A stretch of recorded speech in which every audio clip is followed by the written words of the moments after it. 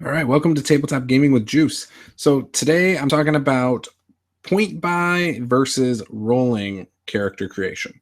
Now, the reason I wanted to talk about this is because I saw a video from WebDM that was posted, I don't know if it was this week's or last week's, and they brought up a lot of good points and different ways you can play and things like that. And now, if you guys aren't familiar, WebDM is a really good production value YouTube channel, and it's kind of like your typical couple people talking. It sort of reminds me of my friends over at Nerdarchy a little bit, but with higher production values and less videos. They do, I think, one a week every Wednesday, and it's just two guys talking back and forth. A lot of camera cuts, but more just conversational. Now, Nerdarchy's conversational as well, but Nerdarchy, I think, touches on a lot of inspiration. When I watch a Nerdarchy video, I would say every video or two that I do watch, which I don't watch all their videos, but the ones I do, I usually get a piece here and there of inspiration for my own games. WebDM, every once in a while I get an idea, but it's more entertaining, I think, than it is informative. Not that it isn't informative, it's just, for me, it isn't necessarily. I don't take the same stuff away from them as I do Nerdarchy. Anyways, that's besides the point. So today I want to talk about point buy versus rolling. And personally, I've mostly done rolling for stats. Done a little bit of point buy for things like Pathfinder Society, D&D Adventures League or Encounters, and I believe a couple online games. And the thing is, there's a stigma attached to both types of games. Now, you could have your grognard, your old school gamer that says, hey, 3d6 straight down the line, and then you decide what character you play after that. I'm sure that's fun. I think everything is fun, probably here and there. One of the great things about tabletop role-playing games that is different than video game RPGs is you can change the mechanics. You can change the way you make characters. You can switch things up all the time if you want to. You can't do that in a video game. You go into a video game, you're pretty much stuck with, whatever they have. Some games have a easy, medium, hard level of character creation.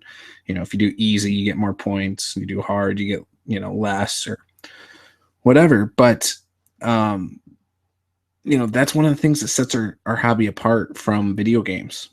And I think it adds to it because I have a lot of friends in the community, and I've seen people that'll run a game one way, and then a couple weeks later they'll be running a game with totally different character creation rules.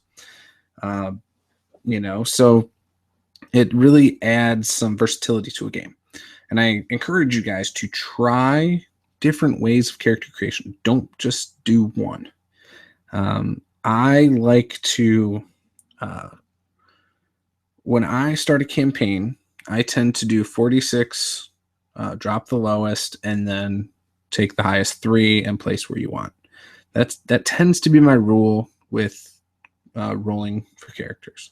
However, I have toyed with the idea that if your character dies and you are willing to make a new character, I've toyed with the idea of 3d6 down the line. I've toyed with the idea of starting them off with 0 XP. And some people will say, hey, yeah, you get the same amount of XP as everybody else. And some people will say, no, you get half of what your former character had. Or some people don't even do XP. So it's all over the place. But, at character creation, which is mostly what this is about, the stigmas that are attached to each is that with point buy, preferred players tend to min-max more. But I've heard the same thing about people who roll because, you got to do 46 and drop the lowest, and that's what min-maxers do. So there's stigmas attached to the way that people roll characters. I think it's crap. I think different campaigns call for different rules for creating characters. And I think sometimes mixing it up just makes it fun, makes it more fun. But there's different methods. So say you're doing point buy. You can do, the min-max. Like say you're a fighter, so you want strength and con to be your two highest attributes, and you don't need intelligence. That can be an 8, whereas strength and con are now 18. And maybe wisdom's an 8 also. And maybe he's not very charismatic, so he's got like a 10 in that, and his dex is like a 12 or whatever. I don't even know if that math adds up right now, but in fact, I know it doesn't, because you can't go to 18 in 5th edition. But point is, some people will do that. They'll min-max. Other people don't want any negatives, so they'll go, 10s and all the way up to 15s, but mostly, everything will be a 10 or higher, no matter what. Other people like balanced characters, so they'll go, straight 13s or whatever. Yeah, 13s, I think. Some people don't give a crap about that, and it's all about whatever their concept is. Maybe they, saw a character in a TV show and we're like, hey, this is the concept I'm going with. An example, and this isn't based on someone seeing a character in a TV show, but Andrew Knapp played a character named Sir Rochester. Now, he rolled the character, but say it was a conceptual character, he would have put low stats and things like strength, even though his character was a fighter. And he role-played this character as very old, so it justified the stats.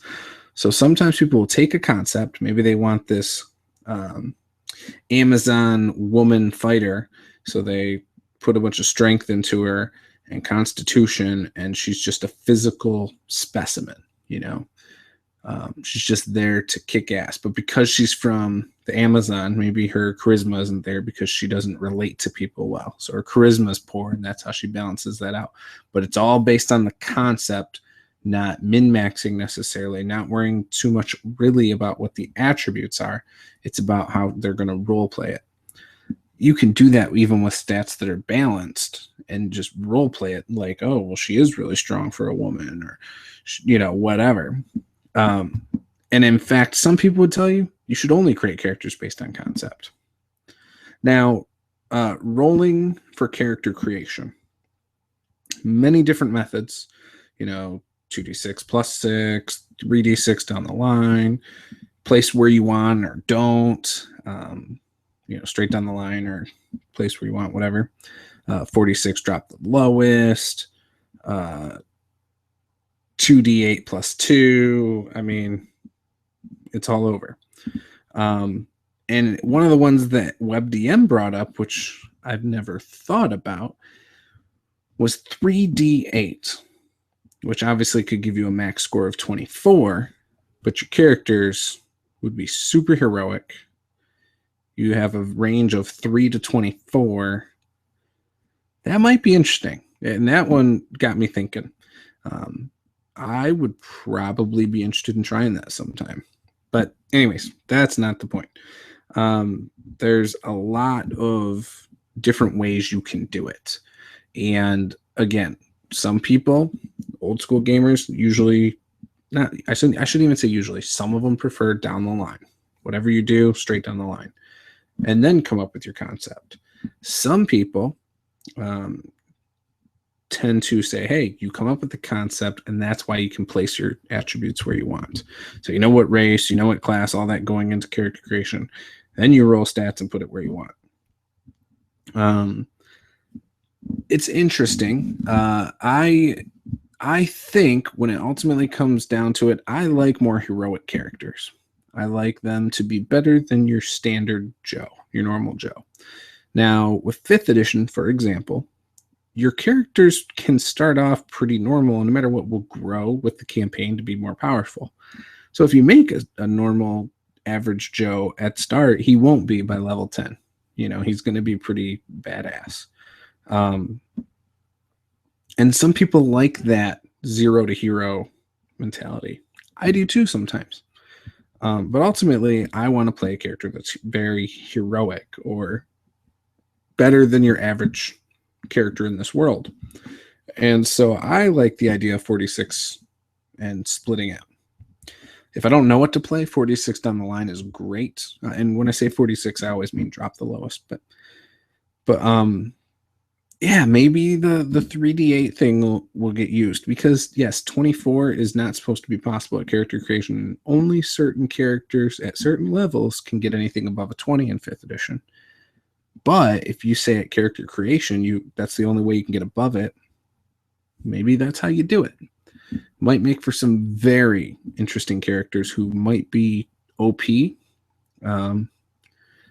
But maybe that part of the thing is about doing that is, hey, if you get an attribute over 20, you have to have at least one attribute negative, or you have to have some kind of weakness that's easy to exploit, or a hindrance in Savage Worlds, for example, like a major hindrance. So there's a lot of things you can do. I think it's an interesting aspect of gaming to toy with, and I think it can change the whole dynamic of an adventure, a campaign, and really breathe life into a group sometimes that's been playing together for years or even a few months. So maybe your first campaign, it just dragged on towards the end, and you want to spice things up. So you make different types of characters, or you've played a couple campaigns with this group and they all are starting to feel the same. Maybe you got the one player who always plays the same character, or always plays the same race and class. So it always feels like they're the same character, even though they role play it differently. A good way to spice that up is to change how attributes are done. 3d6 down the line will make those characters who seemed badass for 2 campaigns, make those players realize how important those stats really are. Give them an appreciation of those attributes. So, yeah, there are multiple ways you can do it. You can go to various dice rollers and have them just roll all your stats. I've heard of people, here's the interesting one I've heard. I've heard of people taking 36 dice, rolling all 36 and choosing which 3 and pairing them off for which attributes they wanted. And that is interesting as well. So again, so many ways you can do it. If you think of a way that maybe I didn't touch on, or again, I didn't further elaborate on, please tell me below. Maybe your preferred methods. I'm open in my games to try any way, really, because it's all about, for me, the collaborative storytelling, the evolution of a character. That's the stuff I love the most when it comes to RPGs, the story, evolution of a character. So with that, like, comment, share, all of that good stuff. I'll see you guys next time and hope you guys enjoyed this. Thanks. Bye.